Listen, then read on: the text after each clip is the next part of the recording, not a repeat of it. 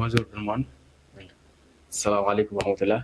ñu ngi leen di jaajëfal bu baax a baax si ànd bi ngeen ànd ak ñun di leen wax aussi bu fekkee ne abonné gu leen bu leen fàtte abonné bu leen fàtte aussi di like vidéo yi pour gën ñu mën a yokk doole et aussi de leen partage vidéo yi ak seen yeneen yi am yoo xamante ne nii dañ leen mën a jëriñ et ñu leen di fàttale aussi objectif bu seen bi newul lenn lu dul ñuy jàppalante ku nekk li nga xam nga baaxe ko sa morom ça ne veut pas dire que ne dañoo xam lu ngeen xamul wala dañuy def lu ngeen deful moo tax ñuy def ay vidéo pour yéen mais dañoo bëgg partager rek li ñu jot a xam ak yéen donc yow votre chaîne encore une fois la clé du monde numérique mooy leen di jaajëfal bu baax a baax ci ànd bi ngeen ànd ak moom et aussi pour vidéo bañ a gudd et on peut passer sur les choses sérieuses merci. D'abord je vais construire mon arrière-plan. Pour construire sama arrière-plan bi j'aurai besoin du stade de Benfica, des textures, logo de Ligue des Champions. J'ai pas encore téléchargé ça mais je vais le télécharger tout à l'heure. Donc pour construire arrière-plan bi damay importer image bi, partir dans fichier importer incorporer.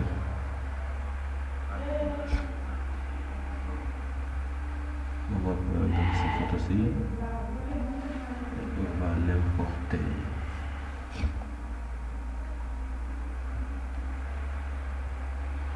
Vous voyez, on a le stade de Benfica. Voici le stade de Benfica. su ma xoolee fii nii image bi daanaka couleur rouge bi lay gis moom mooy gën a dominer quoi. Donc je vais construire mon arrière-plan à travers couleur rouge bi.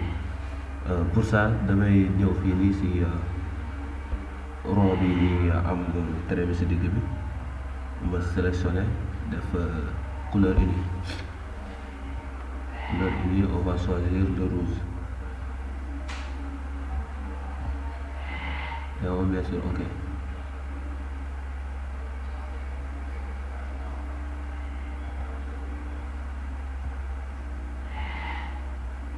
On le met sous le calque là.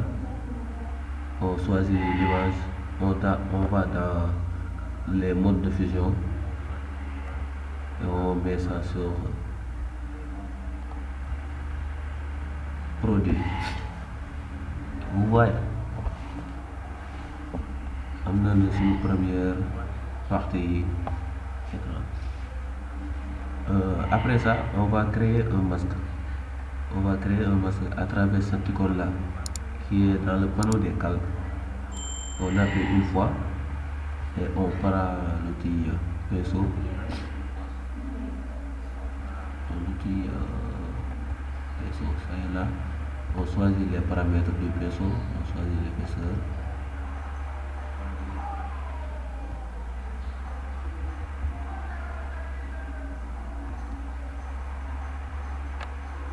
Bienvenue tout le monde, bienvenue. On choisit l'épaisseur et on joue avec le dégradé. L'épaisseur elle est trop petite, je vais choisir quelque chose de plus grand. D'accord. Vous voyez.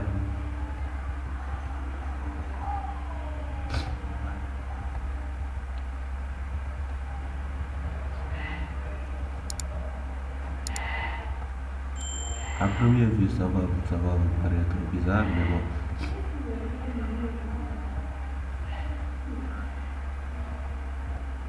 Après ça, on importe le deuxième image, fichier, importer, incorporer.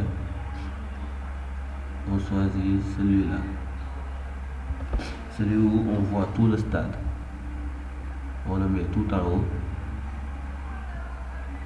on l'agrandit. Pour agrandir nag il faut ngeen am image bu kii, image bu am qualité quoi. Et pour ça je vous conseille vivement d'aller sur Freepik. C'est le leader dans ce domaine. On va dans les modes de fusion, on met ça sur on va choisir celui qui est plus adéquat. Je vais choisir produit même. Créer encore un masque de fusion. pour éliminer cette partie-là.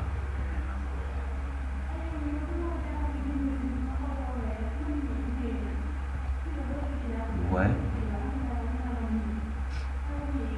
Après ça, on aura deux arrière-plans. Après lii beneen travail moo la siy fekkaat nga xam te ni da ngay def le retouchage des photos, détourage des photos et tout ça. Pour ça, je vais ouvrir les photos une par une. Nouveau.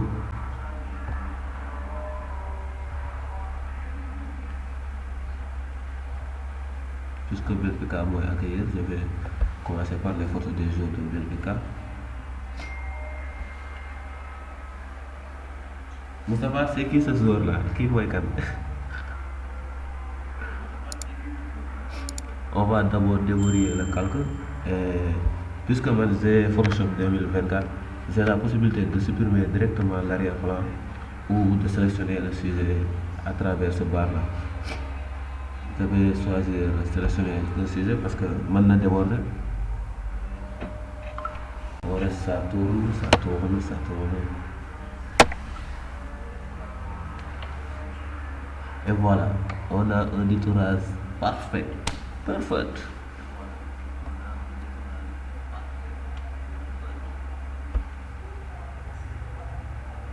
Moustapha bàyyi may def waaye jàpp si waay. waaw. bi mooy Gonzalo Ramos man kii dama ko xam.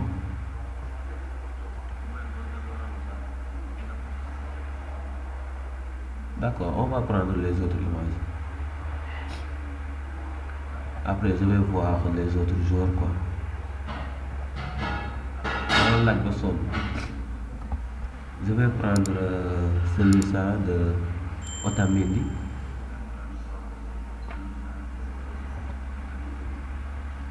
On va faire de même, sélection sujet.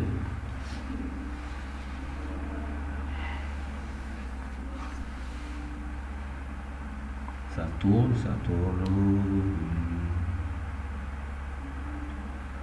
N'oubliez pas de liker le panel, tapoter. Il faut tapoter. Parfait. On va mettre CTRL-J pour dupliquer notre sélection.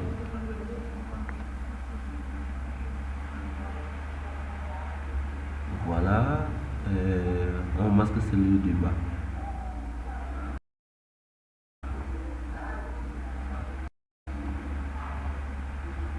Vous voyez?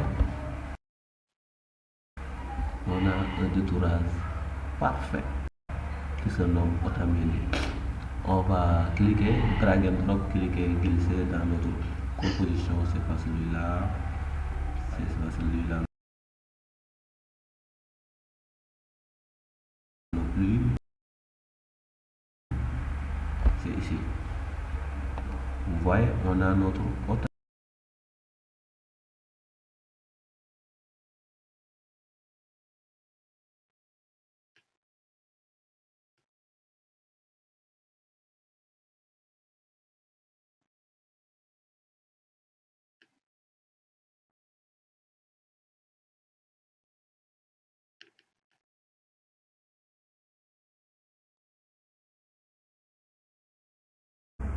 On crée un masque de fusion, on prend l'outil pinceau et on crée un dégradé à partir d'ici pour cacher le découpement du jour.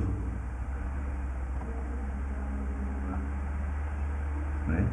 On va sélectionner un autre joueur qui sera Angel Di Maria.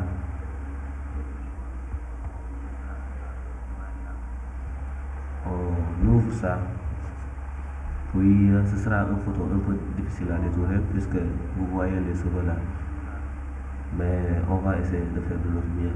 On déverrouille le calque, on appuie sur sélection de sujet, on laisse ça tourner. Ousmane, temps bi ñaata la ñu jëloon? temps bi mi ngi bëgg yàgg de. On va zoomer dessus.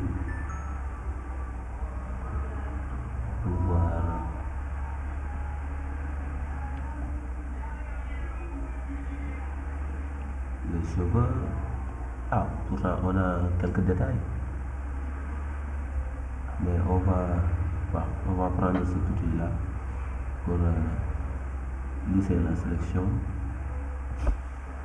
Un peu de contour progressif à 5 pixels. Et on aura ça. Bingo. On appuie sur CTRL J. De même, on masque celui du bas. Et on a notre sélection qui est là. On va l'importer directement dans notre... Où est-il? Je vais fermer les autres panneaux là d'abord. Je vais fermer celui-là. Non. Voilà, on va l'importer directement ici. Et on le pose là. Voilà notre deuxième jour. On diminue un peu la taille du jour. On touche la disposition, le miroir, et on le pose ici. Moom nag mbaam la quoi, jour réel la woon waaye kañ la xam nga yóbbu laa xam bu dajee ñun def na ko. On va créer encore un autre masque. On prend l'outil pinceau et on crée encore un autre dégradé. Vous voyez? Maintenant, on va partir pour les joueurs du Barça. C'est mon nom. On ouvre les photos. Je vais d'abord fermer ce panneau-là. Oui. On ouvre.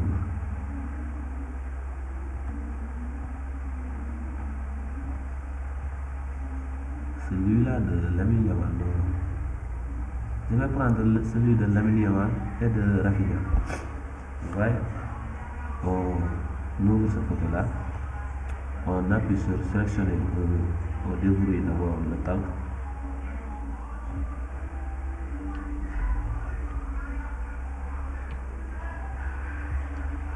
On sélectionne le sujet.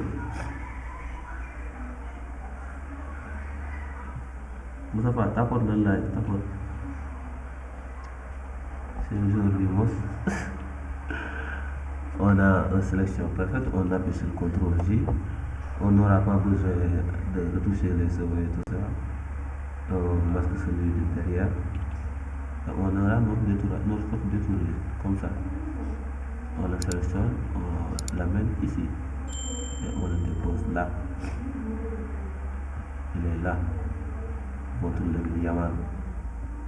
Cette caméra. Des fois, je veux le détester, mais bon. D'accord, Ousmane. On appuie sur le miroir pour le positionner ici. J'ai mis cette photo-là à droite parce que ce sont eux qui vont partir à Benfica. Moo tax ma def leen nii mais mënoon naa def leneen mënoon naa ko tegee ci beneen côté et tout ça mais bon tey lii la am on va les positionner comme ça et on appuie sur OK. On crée un masque. On appuie sur l'outil pinceau et on va faire comme ça. Comme d'habitude, la même manipulation. Bingo. Cool. On a nos 3 jours là. Il nous reste un jour. Je vais vous laisser choisir entre Lewandowski et Rafinha. Vous choisissez qui?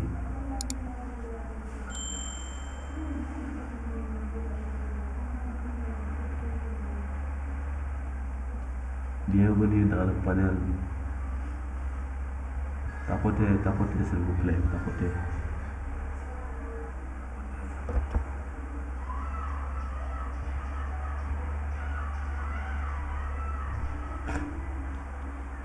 On va importer notre image,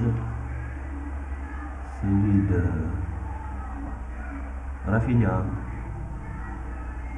parce que état moom mu teg tànk quoi. Ñu importer ko Oh, je me suis trompé, mais bon, je devrais l'ouvrir. Donc, je vais l'ouvrir. David Rafinha.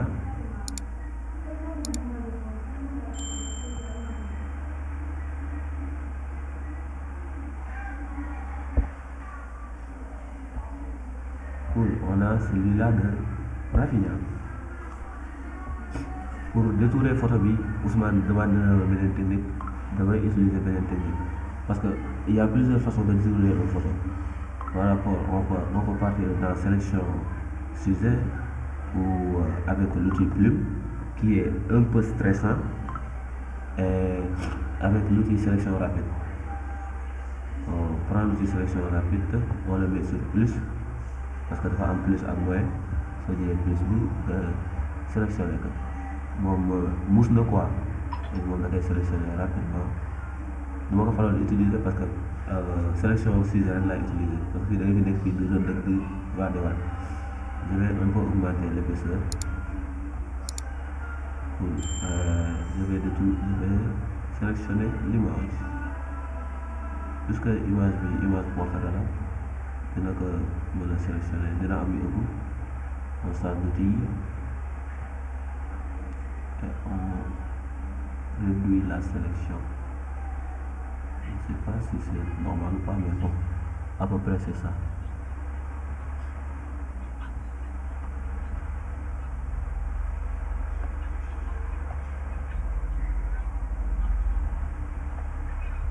On va déplacer ce paroi.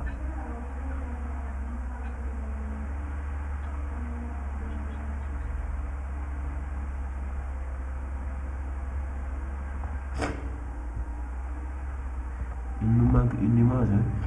Devinez laquelle? Qui peut deviner? Moustapha, tu peux deviner?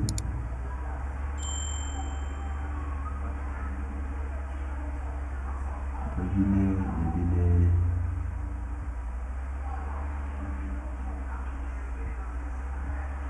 Ousmane, deviner. Ban image moo manqué? logo club yi am naa ko ak lan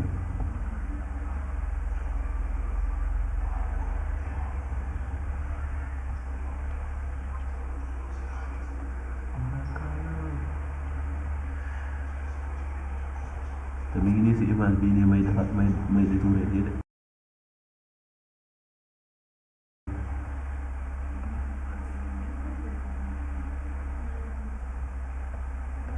nga xam après ma may la cadeau quoi tey am naa cadeau yu ma may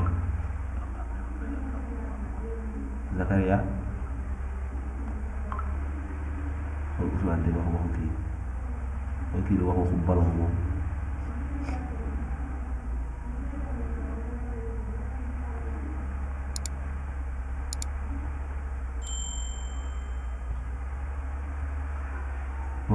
du ballon daal li nga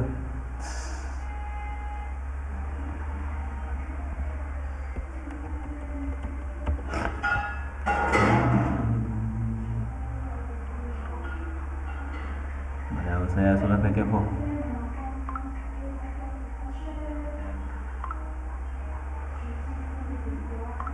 Ousmane sa photo lan la koy si affiche bi wax nu rek pourquoi on aurait besoin de votre photo dis-nous seulement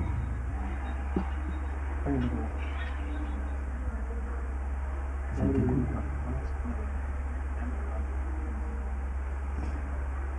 c'est stressant cette technique-là que tu me demandes de faire.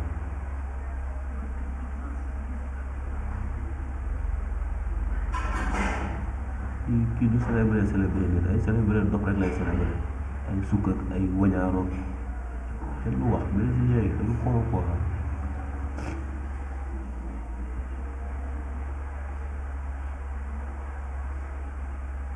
j'en profite pour vous dire que Sénégal day football ngeen ñaanal leen ndax ñu am ndam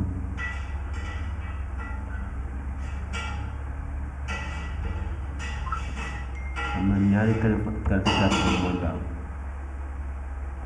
2 matchs à jouer, donc ce sera pas de la tarte, mais je crois en dina wax ni sa Aliou kii sa waay nu mu tudd sax Pape Thiaw bu woo Sadio Mané quoi parce que instant yii moom gars on n'a pas besoin de lui des na bopp bi maa lu ne yàq bi créé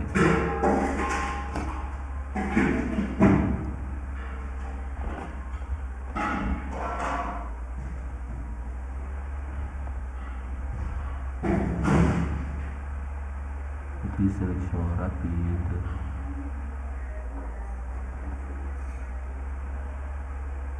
C'est un tutoriel donc Ousmane soo paree nga dagg affaire bi pour ñu dégg merci c'est gentil toi.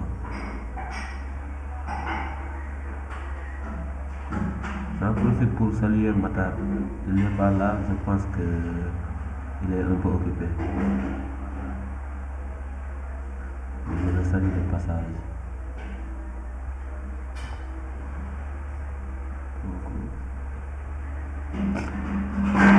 On tapote dans le live s'il vous plaît, tapotez le live, tapotez. Moustapha ba léegi trouvé goo lan moo manque si kii bi la ci affiche bi la foofu ba léegi yow laay déglu.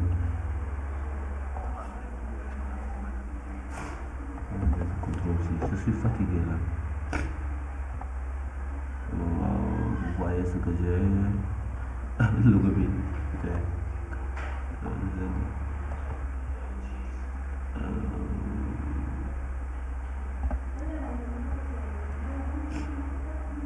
Sélection bi des na logo bi.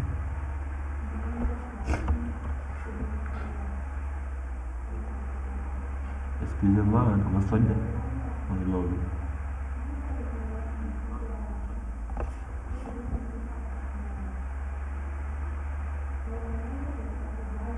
Il y a beaucoup de détails sur cette photo-là.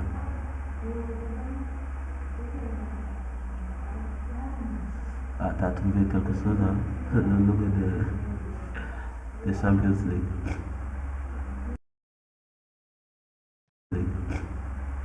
Trouvé nga benn de ak lan waat ba léegi am na lu des de.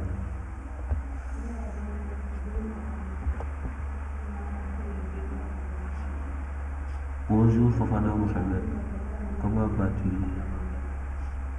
Bienvenue dans le panel. Donc am naa dara pour poser l'heure du match. Mais il y a une petite contradiction dans mon affiche là. Vous le voyez ou pas?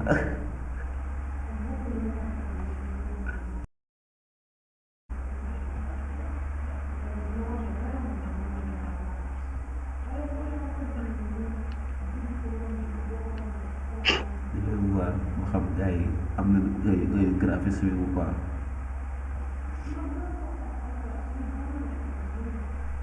wax leen ma rek lan moo doxul quoi.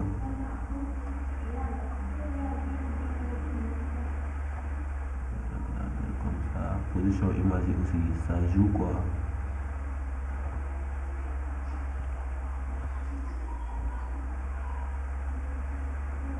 Ce sera un peu difficile pour positionner cette image là mais bon xat na kay mais bon je vais me débrouiller pour le mettre ici. Cool.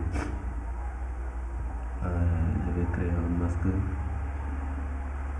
non du couleur yi Ousmane.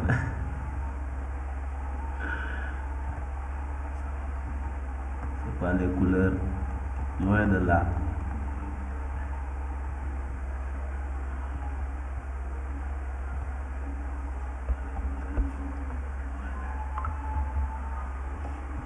Ce sont les maillots. Vous voyez celui de Lamine Yamal, il a un autre sponsor, alors que celui de Rafinha, beneen sponsor, Spotify mooy seen sponsor. Vous voyez ñaar yooyu loolu am kay ay différence quoi.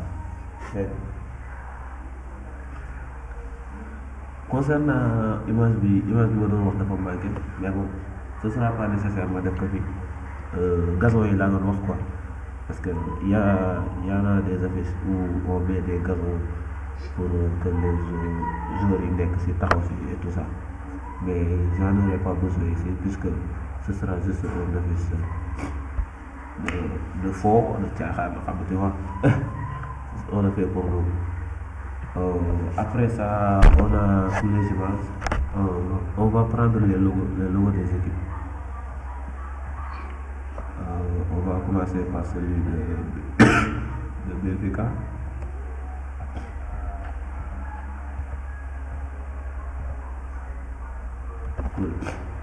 Pour détruire le logo, nous allons utiliser beneen outil.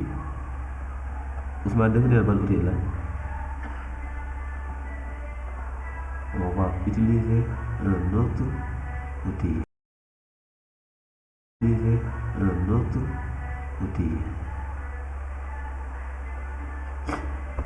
waxal ban la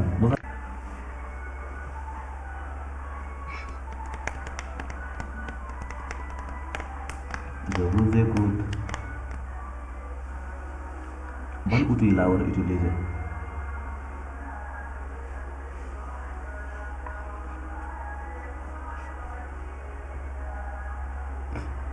Outil gomme magique Moustapha lan nga wax.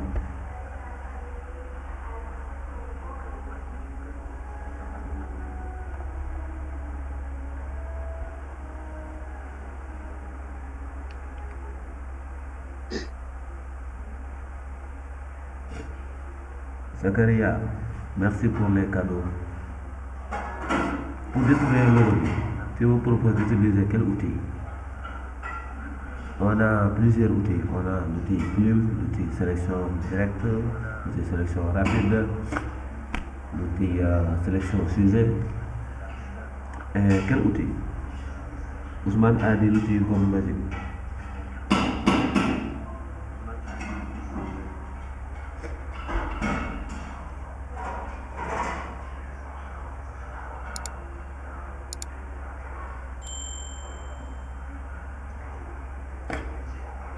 Moustapha li nga jàngoon nan ko fàtte.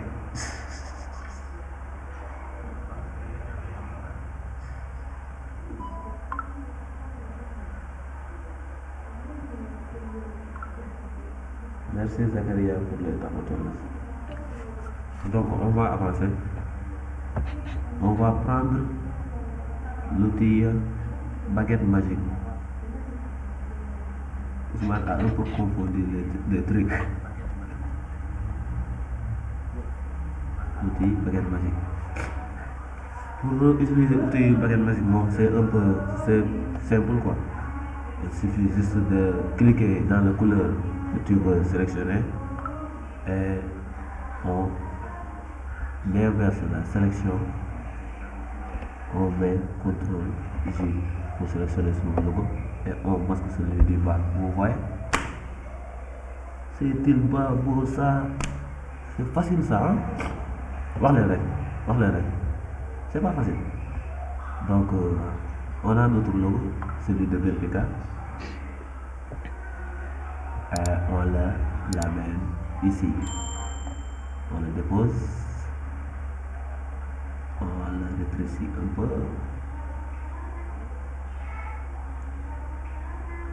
Et on le positionne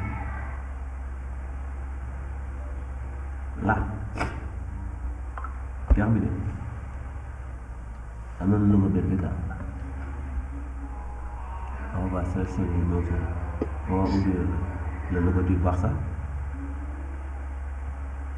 Man ma pare affiche bi moo tee ma supprimer logo Barça bi. Boo ko bàyyi affaire am quoi mooy loolu. On va faire de même. On sélectionne le baguette magique. On fait un petit clic. On sélectionne le logo bi. Ñu appuyer fii pour inverser la sélection et on fait CTRL J pour dupliquer. On masque celui de derrière et on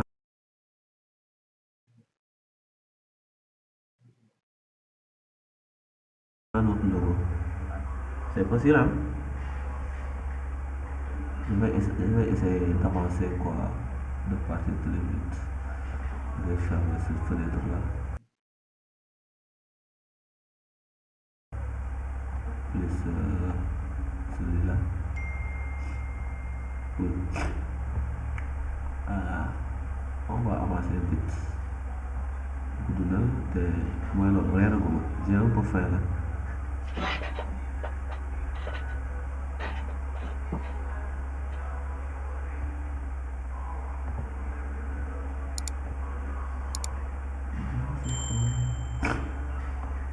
Je vais pousser.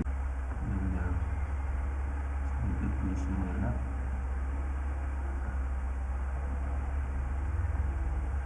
On va envoyer ça. On prend un autre.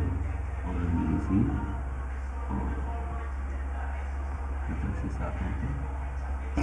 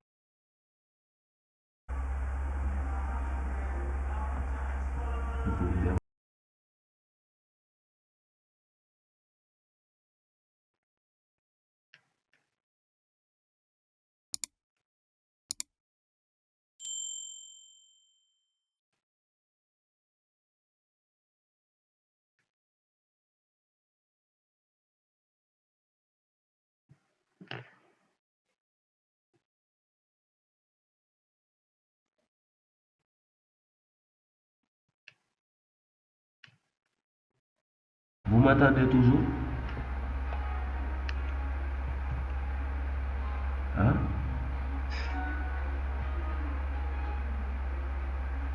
Est-ce que yéen a ngi may dégg? sama live bi moo doon waaj a dagg léegi.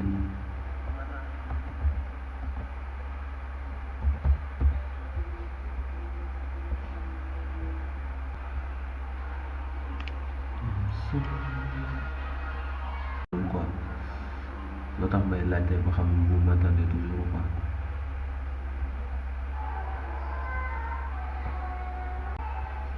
D'accord, d'accord, merci. On va importer, celui-là on va l'importer parce que je crois que c'est un PNG et je ne crois pas que ça va, on va l'ouvrir.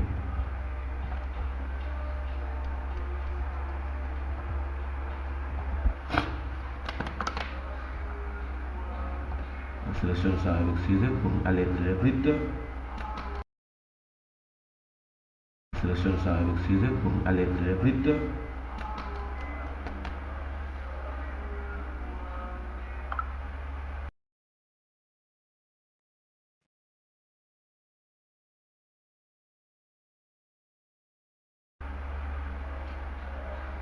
Euh, c'est pas du tout.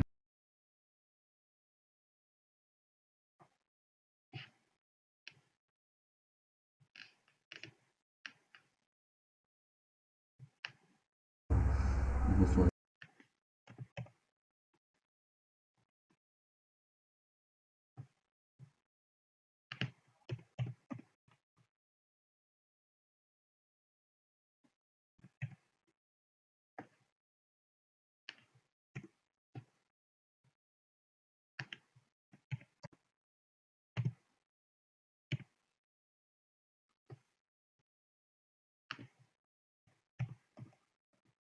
Bien, on a fait ce CTRL-J. On masque ça pour voir ce qu'on a. Putain, on n'a rien de bon là. Je vais choisir un autre logo. C'est un peu difficile pour moi de retrouver ça. Ça va prendre beaucoup de temps. Je vais prendre une autre image. Champions League. Logo.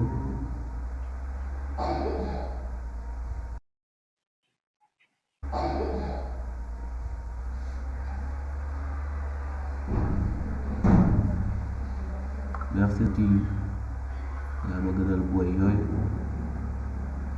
ils ne savent même pas comment donner des cadeaux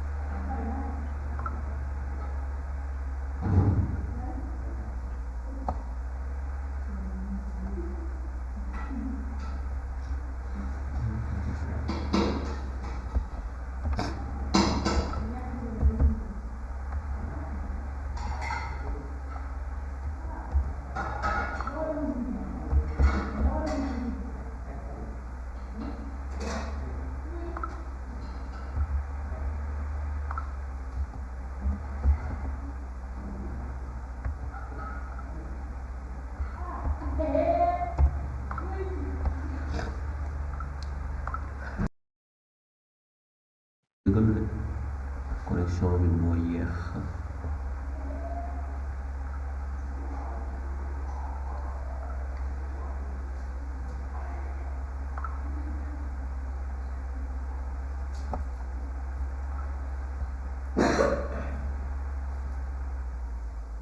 waaye may ma ndox dama may ma ndox nga naan may ma ndox dama may ma ndox nga naan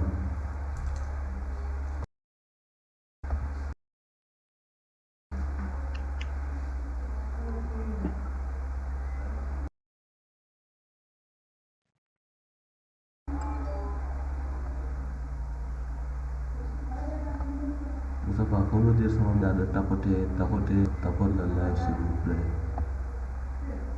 tapote le live s'il vous plaît ce sera un peu difficile pour moi mais bon je vais importer l'image puisque l'image bi nangul la retour normal je vais l'importer Matar gisoo dara ça veut dire quoi ça on importe ça on importe ça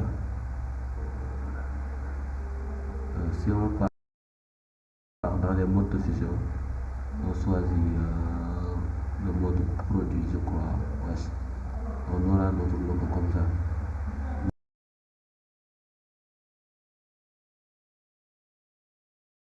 vous voyez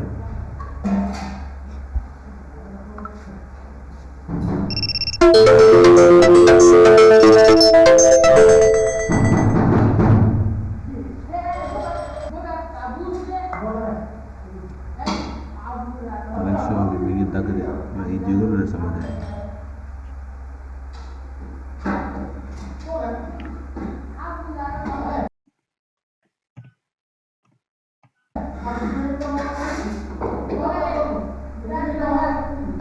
toujours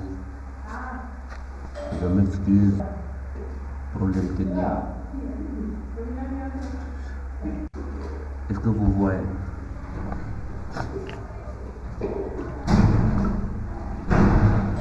Ousmane est-ce que vous voyez mon partage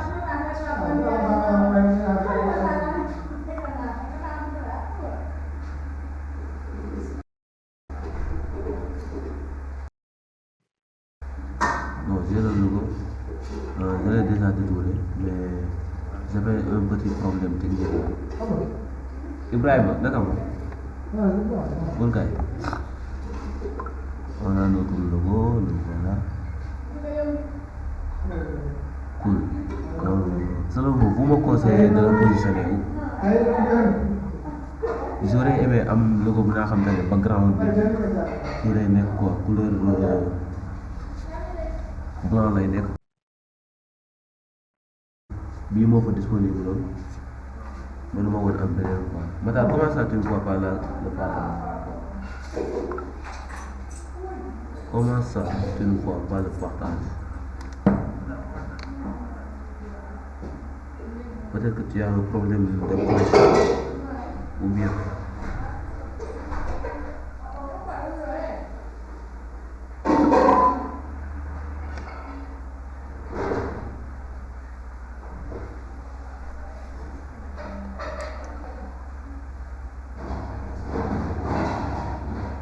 Moustapha est-il toujours dans le terrain?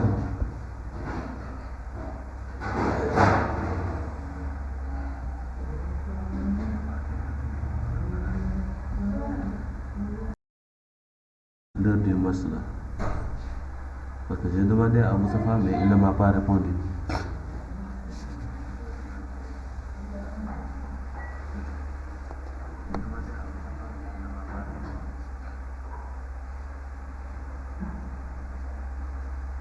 À 20h, merci Ndiaye. Je viens de voir ça. Le match sera à 20h. Cool.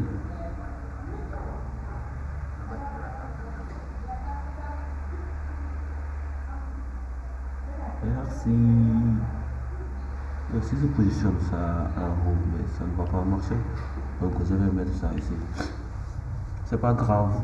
On va mettre l'heure là-bas et les.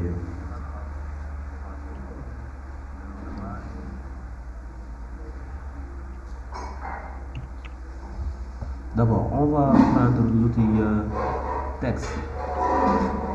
Maintenant, on va dans les textes.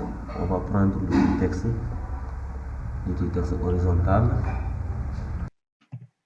On fait un clic et on écrit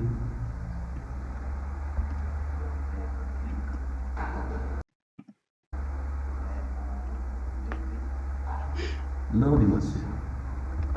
20h. 20h GMT. Wow, j'ai voulu le mettre en blanc, mais bon, j'ai pas un très beau image parce que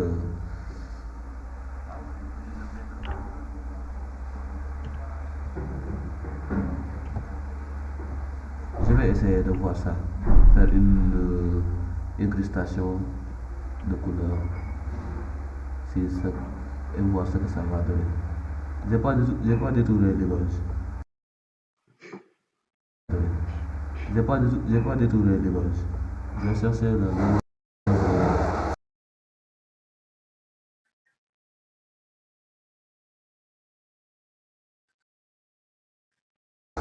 la Ligue des Champions en PNJ et regardez WhatsApp et je vais récupérer ça.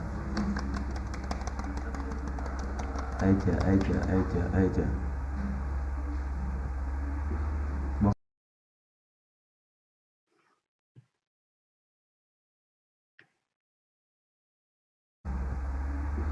Ma xool seen capacité wut image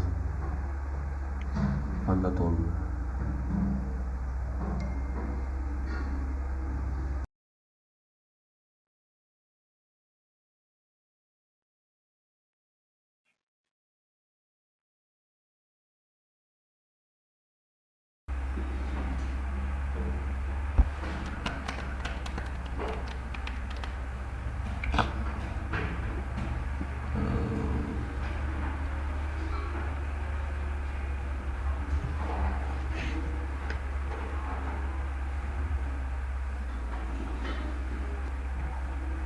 Voilà. On va essayer d'ouvrir le tournoi. Pour ça, je vais sélectionner l'outil permet pour sélectionner le plan. Plus ça.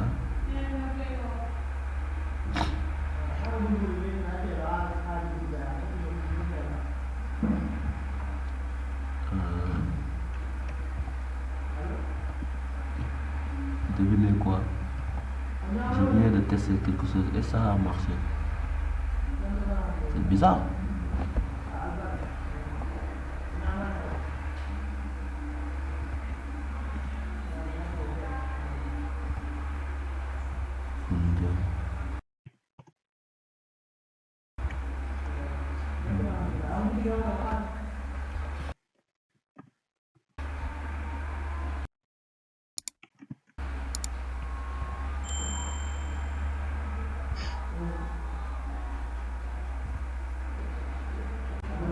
gars yi di wax rek naan c'est pas les marabouts c'est Dieu.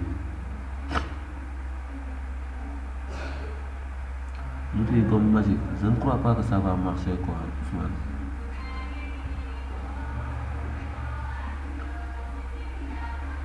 Mais celui-là il est en train de marcher, donc on va rester sur celui-là pour.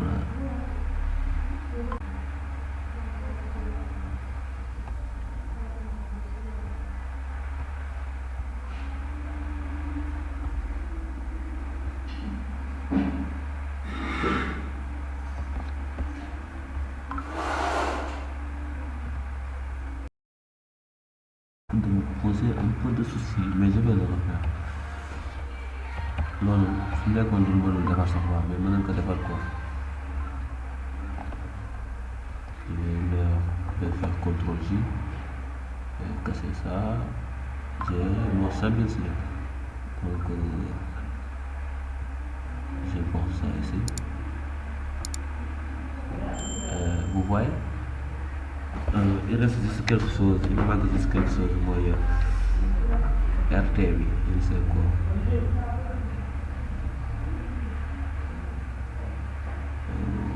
Bingo. Plus pile au milieu, diminuer un peu sa taille. Ok. Il manque le petit R là avec le rond. Je vais fabriquer ça. Choisir acronyme, c'est bien. Un clic, on écrit R, je ne sais pas. Ku xam R bi lan lay signifier. Ku nga xam ne te dëgër fi dama ko wax. Moussa Fa waxal.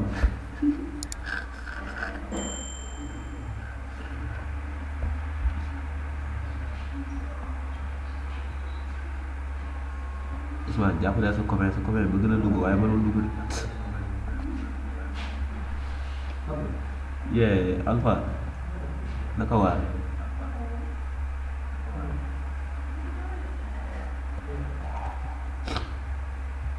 On enlève le couleur de fond et on y met un contour de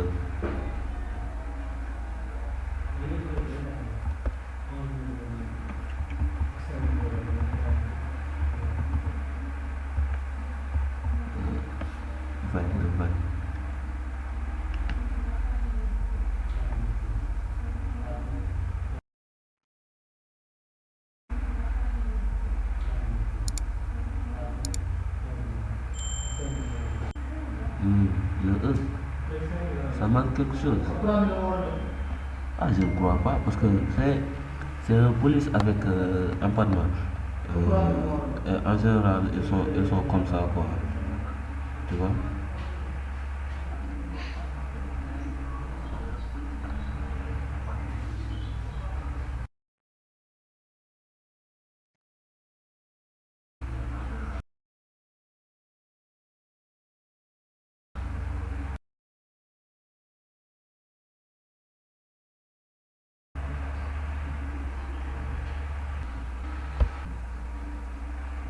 J'ai joué ça sans le vouloir, mais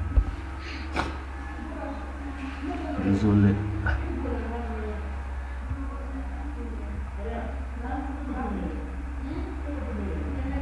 Je vais lier ces deux ça. Sélectionne l'ellipse, on appuie sur Shift et on sélectionne le R. On fait un clic droit, on va lier les deux calques. Lier les calques.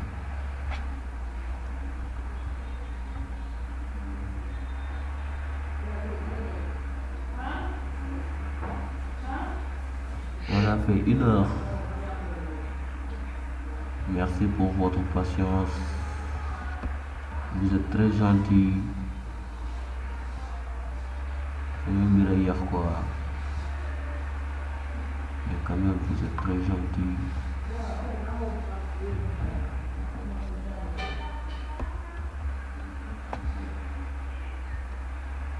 Ousmane, gis nga heure bi.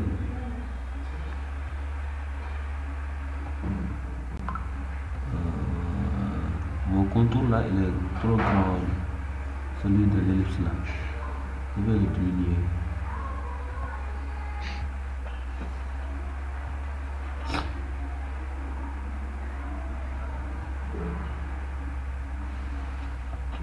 Je vais le mettre à 2. Peut-être que ça va marcher. C'est trop grand encore. Je mets ça à 0,2, je ne sais quoi. De toute façon, les gens ne vont pas s'en rendre compte. Donc, je vais les aligner. Je vais les shift, les sélectionner les deux. Je vais les aligner horizontalement et verticalement. Et on met le close ici. Je crois qu'ils sont alignés.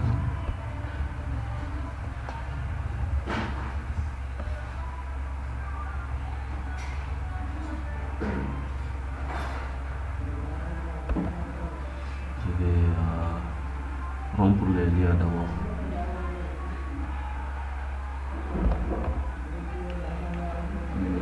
Rompre les liens, les aligner horizontalement et verticalement.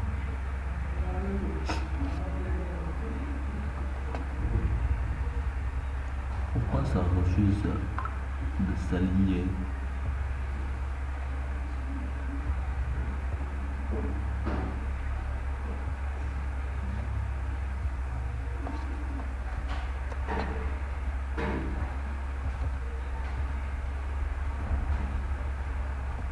Bah, je vais le faire manuellement donc.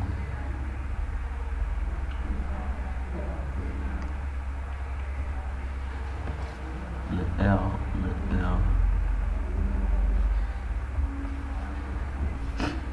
Cool.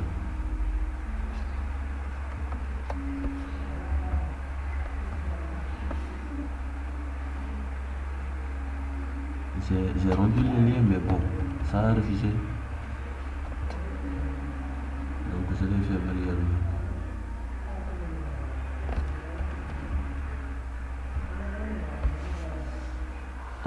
C'est un peu flagrant, mais bon, je vais grouper ces calculs-là. Celui de l'ellipse plus celui de la Ligue des Champions.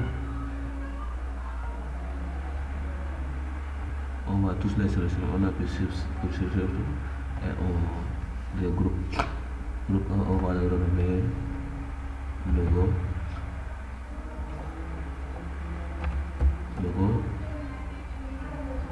champion pour les champions. Chaque année Real moo koy jël te boo leen di on rek doo leen may dara.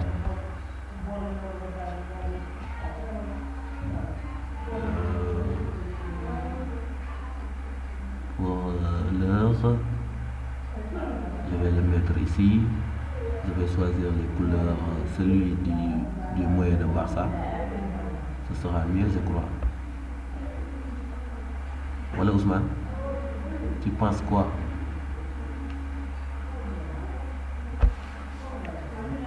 Non, on ne peut pas dire quoi.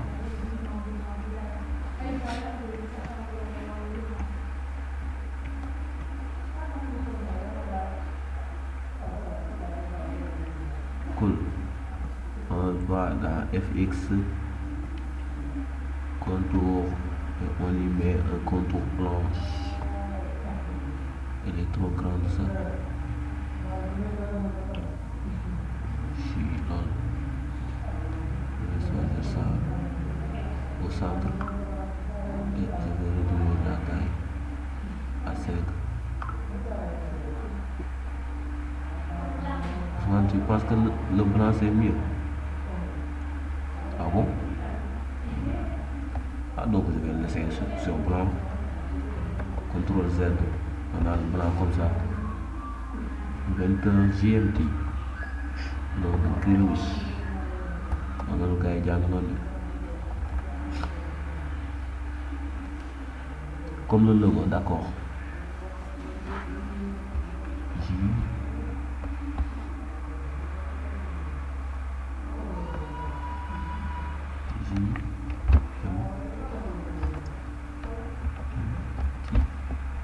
De Greenwich.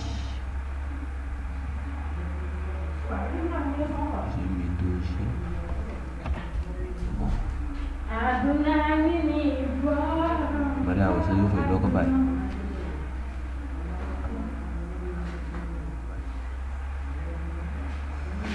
Je vais modifier les polices. La police. Pour la police de nos écritures, je vais mettre ça. Je vais choisir le même famille de police à combien. Ça marche des fois, mais cette fois-ci, je vais choisir un autre. Arial, britannique. Mon police préférée, elle est là. Oh, c'est difficile ça.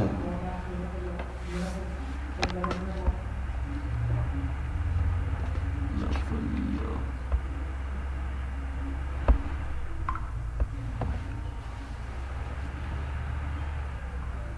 Bon, ça c'est joli. C'est cool ça. Franchement, tu penses quoi? C'est cool ou bien? Famille. Like.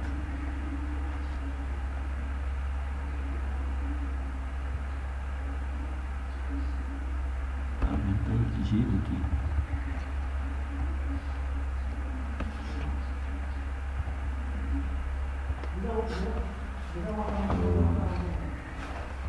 Et je vais aussi écrire la date. Demain ce sera je vais voir ça.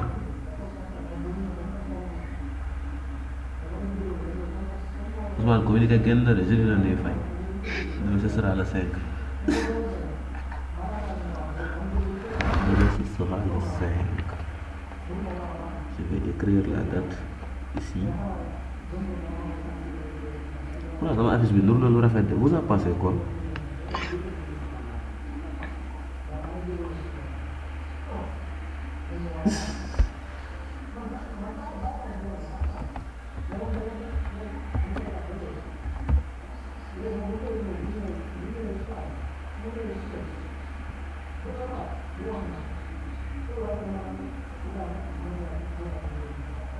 Soirée des champions.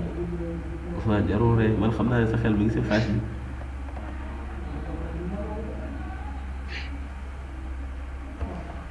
Affaire moom amul kii bi amul xalaat ñun ñëpp a yàkkamte affaire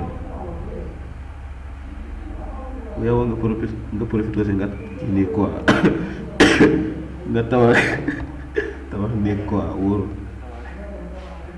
Sinon sa beneen rakk bi su takkee nii da ngay kii nii de da ngay tartu de. Ousmane quel logo? Tu parles de quel logo?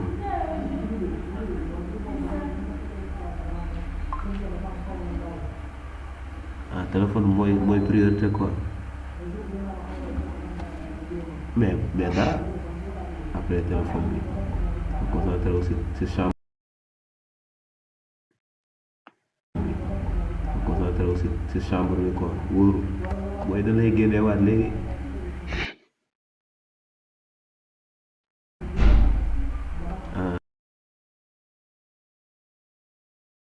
Ligue des champions je vais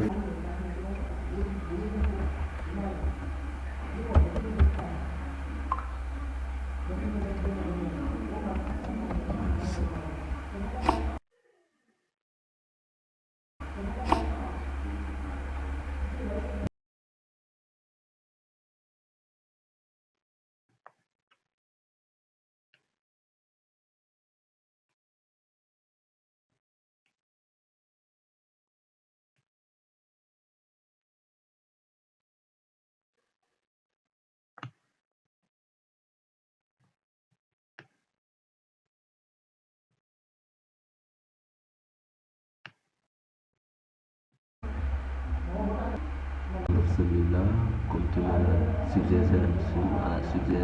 J'ai fait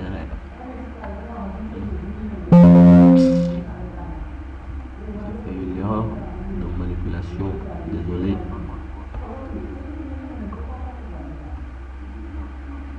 Ousmane, c'est cool ou pas?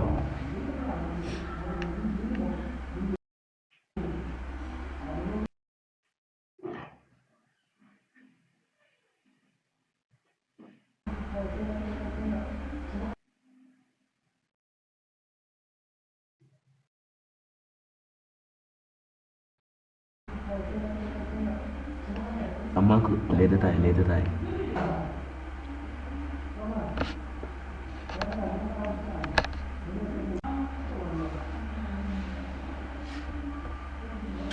Je vais ajouter quelque chose. Ne vous en faites pas. Texte bi, ça manque bien d'information quoi. Je vais le mettre. Phase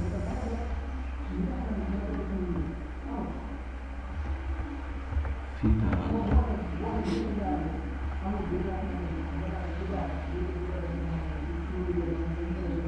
Phase finale de la Champions League.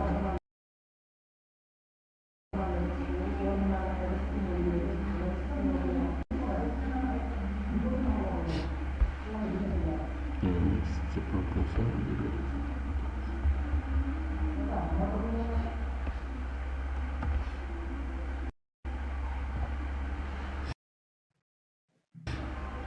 Dafa mel ni nii dogal bi cool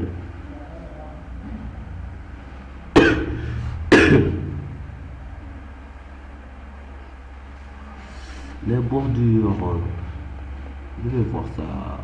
Attends. C'est celui-là.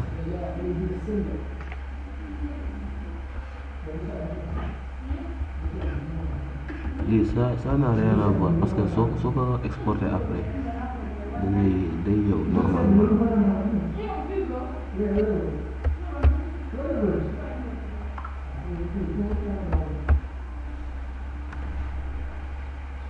Allez, faites vos commentaires. Lan laa war a changer.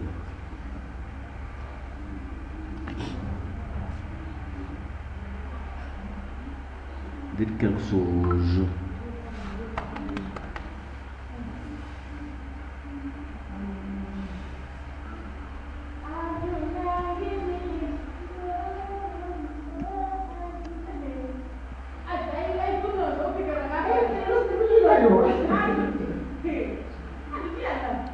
Allez, critiquez-moi.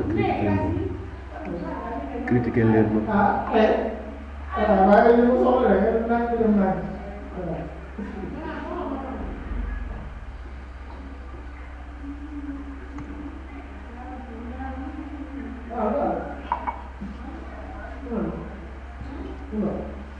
Pro yi nekk fii nii si kii bi ñoom. Pro yi nekk fii nii si kii bi ñoom Ndiaye Wade.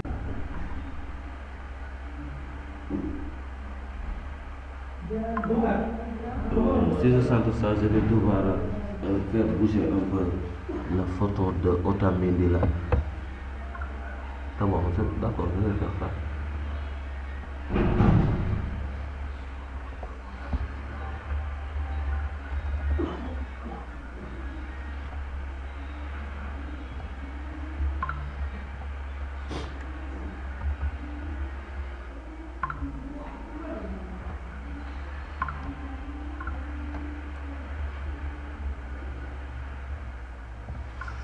C'est bon comme ça.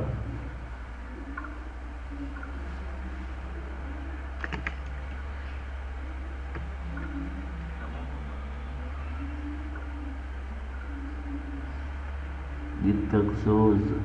Dites quelque chose. Et les autres?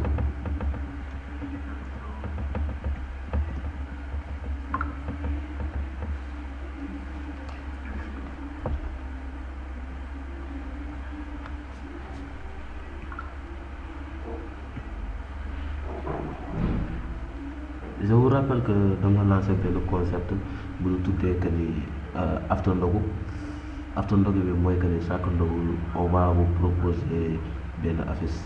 Aujourd'hui c'est moi, demain peut-être que ce sera Ousmane, moom dafa am problème bu téléphone quoi moo tax mënul la kii nii mënul dugal def live mais bon naa ko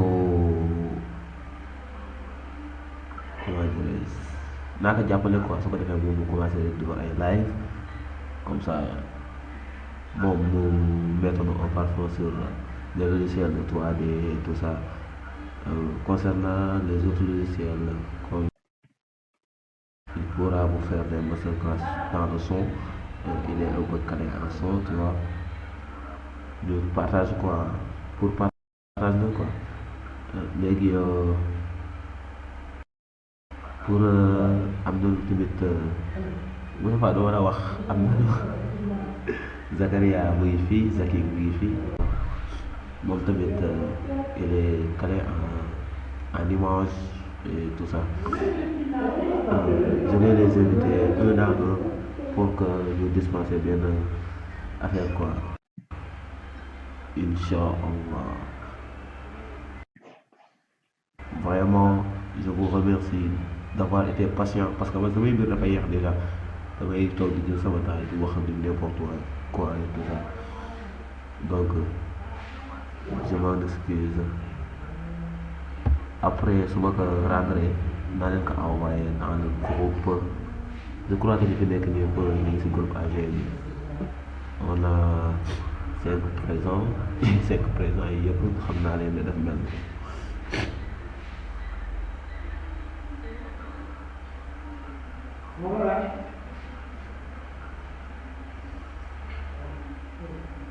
ñun ñëpp ñoo bokk benn groupe crowd ku bëgg ma may ko affiche bi ma defal ko si signature am na wax yëkkati leen seen loxo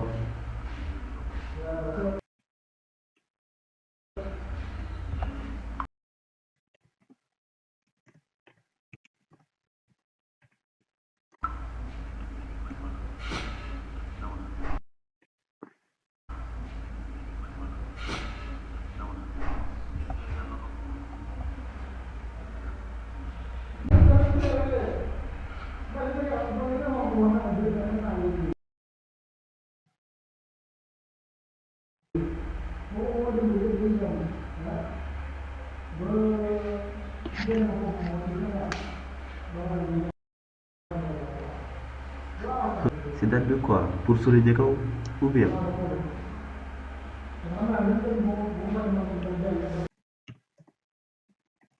autre chose au revoir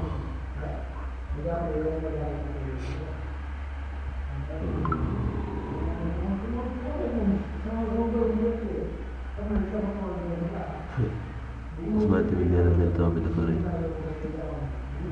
il en profite moom tamit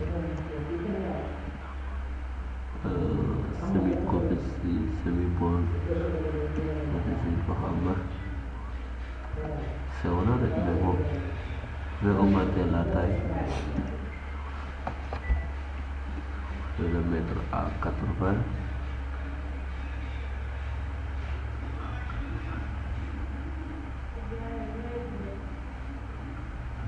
je vais mettre ça aussi annuler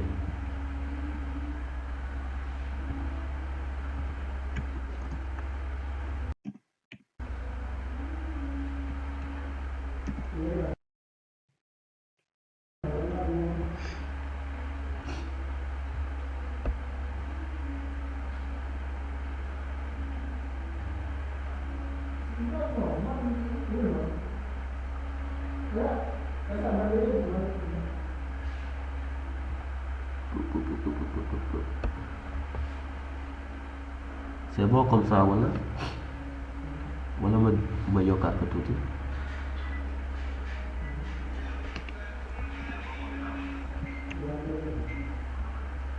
nombre de points yan Ousmane